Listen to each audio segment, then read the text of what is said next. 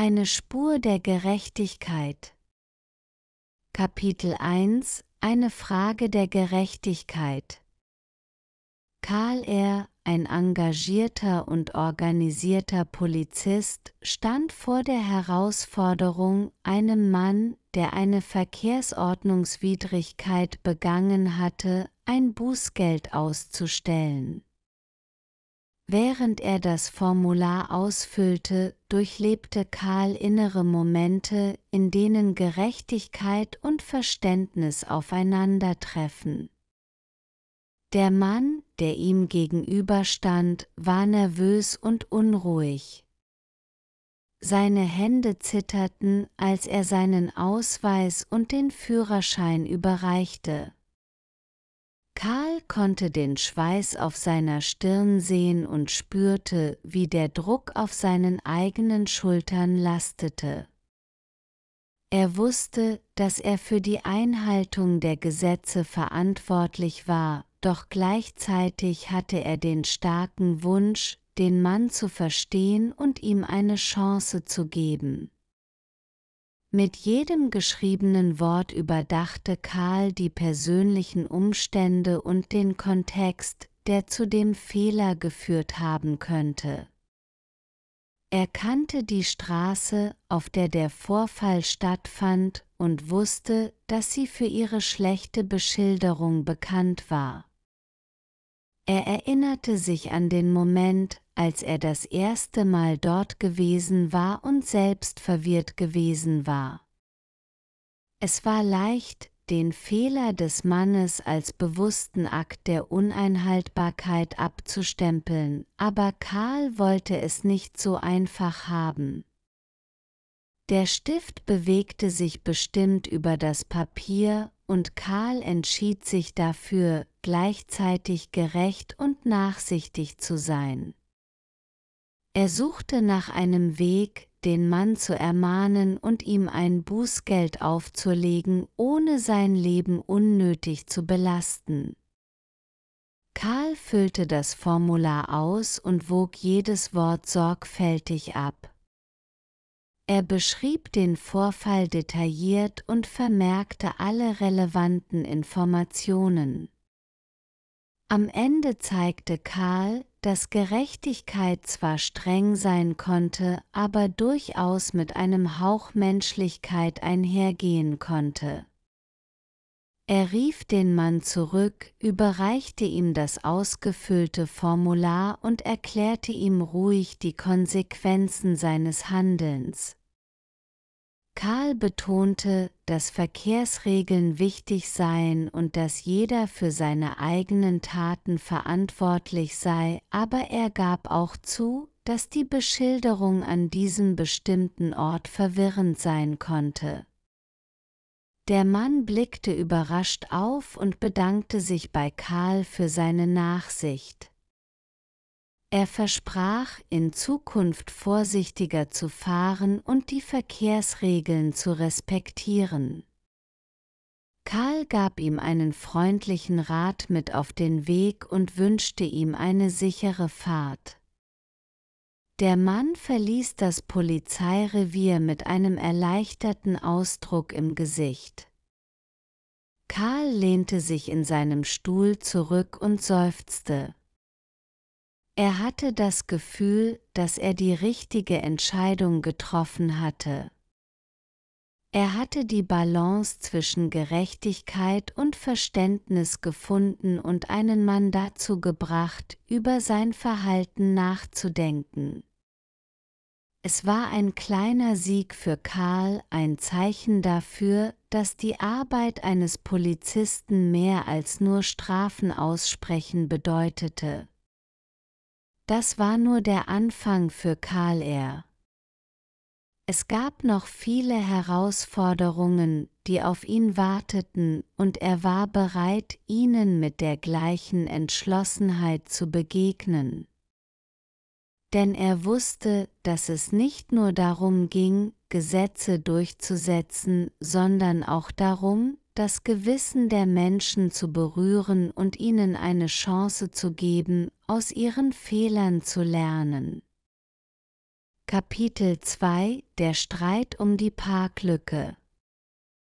Die Sonne brannte unbarmherzig auf die asphaltierte Straße, während Karl seinen Streifendienst fortsetzte. Es war ein gewöhnlicher Tag in der pulsierenden Stadt, doch Karl wusste, dass hinter jedem vermeintlich banalen Verstoß eine Geschichte verborgen sein konnte. Plötzlich wurde seine Aufmerksamkeit von einem aufgebrachten Schrei auf sich gezogen. Karl eilte zur Quelle des Lärms und sah einen Mann und eine Frau, die sich um eine Parklücke stritten. Die Hitze schien die Gemüter zum Kochen zu bringen, und Karl ahnte, dass er hier möglicherweise nicht nur einen einfachen Streit schlichten musste. Als er näher kam, konnte Karl die aufgebrachten Gesichter der beiden Beteiligten erkennen. Der Mann, ein junger Geschäftsmann mit strengem Blick, behauptete, dass die Frau seine Parklücke gestohlen hätte. Die Frau, eine ältere Dame in einem eleganten Kleid, hielt dagegen und beteuerte ihre Unschuld. Die Situation drohte zu eskalieren, und Karl musste schnell handeln, um die Situation zu beruhigen. Er trat zwischen die beiden Parteien und versuchte, die Situation zu klären. Karl erkannte, dass es hier mehr als nur eine Verkehrsordnungswidrigkeit gab, es ging um den Respekt und das Verständnis zwischen den Menschen. Er ließ beide Seiten nacheinander ihre Geschichte erzählen und hörte geduldig zu. Er notierte sich wichtige Details, die ihm helfen würden, die Situation gerecht zu bewerten.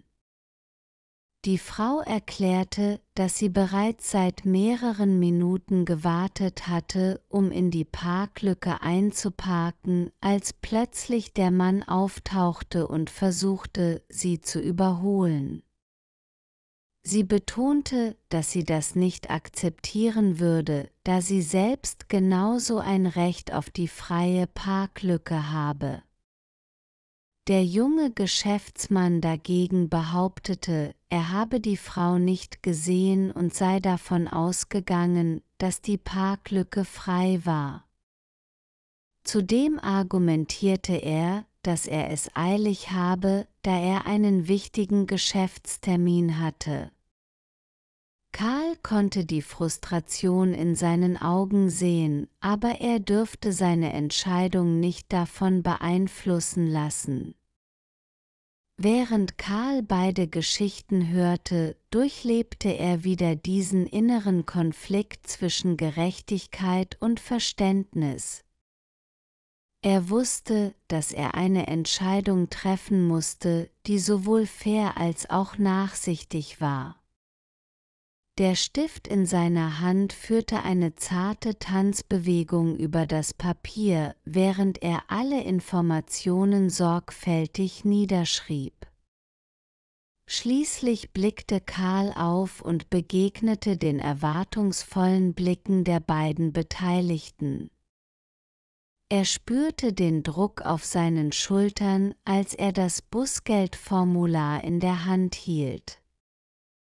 Karl entschied sich, gerecht zu sein, aber gleichzeitig auch eine Prise Menschlichkeit zu zeigen. Er riss das Formular in 2 Hälften und erklärte, dass er aufgrund der besonderen Umstände von einem Bußgeld absah. Er mahnte beide, in Zukunft mehr Rücksicht aufeinander zu nehmen und den Respekt im Straßenverkehr zu wahren. Als Karl sich abwandte, konnte er ein Lächeln der Erleichterung auf den Gesichtern des Paares erkennen. Er hatte eine schwierige Entscheidung getroffen, aber seine Wahl war von der Überzeugung geprägt, dass Gerechtigkeit nicht immer rigide sein musste. Manchmal konnte ein Hauch von Verständnis und Menschlichkeit den Unterschied machen. Kapitel 3 – Die verirrten Schritte. Karl setzte seinen Streifendienst fort, nachdem er den Streit um die Parklücke beigelegt hatte. Die Hitze des Tages wirkte erdrückend auf seine Schultern, doch er fühlte sich zufrieden mit seiner Entscheidung. Die Erinnerung an die erleichterten Gesichter des Paares erfüllte ihn mit einem warmen Gefühl der Erfüllung. Plötzlich hörte Karl ein leises, verzweifeltes Schluchzen in der Ferne. Seine Aufmerksamkeit wurde sofort geweckt und er beschloss, der Quelle des Klanges zu folgen. Er lief die Straße entlang und bog in eine enge Gasse ein, die zu einem versteckten Hinterhof führte. Dort, zwischen den Mauern aus rotem Backstein, saß eine junge Frau auf den Boden gelehnt. Ihre dunklen Locken waren zerzaust und ihre Augen waren von Tränen verweint. Karl näherte sich behutsam und fragte, ob er ihr helfen könne. Die junge Frau blickte auf und sah Karl an. Sie schniefte und erzählte ihm, dass sie sich verlaufen hatte und nun den Weg zu ihrem Vorstellungsgespräch nicht mehr finden konnte. Sie hatte ihr Smartphone verloren und niemanden, den sie um Hilfe bitten konnte. Karl spürte Mitgefühl in seinem Herzen aufsteigen. Er war sich bewusst, dass er eine Entscheidung treffen musste, sollte er sich um die junge Frau kümmern und ihr bei ihrem Problem helfen oder seinen Streifendienst fortsetzen? Die innere Stimme der Gerechtigkeit und das Verlangen nach Menschlichkeit stritten in ihm. Schließlich entschied sich Karl dazu, seiner menschlichen Seite nachzugeben. Er bot der jungen Frau an, sie zu ihrem Vorstellungsgespräch zu begleiten, selbst wenn das bedeutete, seinen Dienst aufzuschieben. Er leitete sie aus der Gasse heraus und führte sie durch die belebten Straßen der Stadt. Während sie gingen, erzählte die junge Frau Karl ihre Geschichte. Sie war vor kurzem in die Stadt gezogen, um ihren Traumjob zu verfolgen. Doch der Stress und die Anspannung hatten sie überwältigt, und nun war sie inmitten der Hektik der Stadt verloren. Karl hörte aufmerksam zu und erkannte, dass die junge Frau dringend eine Hand brauchte, um sie zu unterstützen. Er war fest entschlossen, ihr dabei zu helfen, ihren Weg zu finden, nicht nur zu ihrem Vorstellungsgespräch, sondern auch zu einem neuen Anfang. Schließlich erreichten sie das Bürogebäude, in dem das Vorstellungsgespräch stattfinden sollte. Die junge Frau bedankte sich unendlich bei Karl und drückte ihm ihre Dankbarkeit aus. Karl lächelte und wünschte ihr viel Erfolg für ihr Interview. Als er sich umdrehte, um seinen Streifendienst wieder aufzunehmen, fühlte Karl eine tiefe Befriedigung in seinem Inneren. Er hatte erneut eine schwierige Entscheidung getroffen, aber er wusste, dass er das Richtige getan hatte.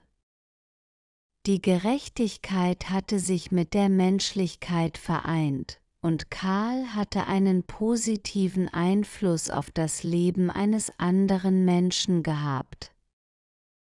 Kapitel 4 – Ein unerwartetes Wiedersehen. Karl setzte seinen Streifendienst fort, als er plötzlich eine vertraute Stimme hörte. Er drehte sich um und sah eine Frau, die ihm bekannt vorkam. Es war die ältere Dame, die er vor einigen Wochen bei dem Streit um die Parklücke getroffen hatte. Sie lief auf ihn zu und lächelte. »Officer Carl«, rief sie aufgeregt. »Ich bin so froh, Sie wiederzusehen. Sie haben mir wirklich aus der Patsche geholfen. Ich wollte mich noch einmal persönlich bei Ihnen bedanken.« Carl erwiderte das Lächeln.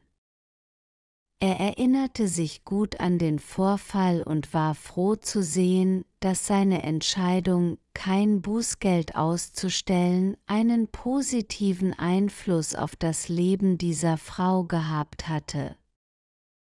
»Es war meine Pflicht, zu helfen«, antwortete er bescheiden.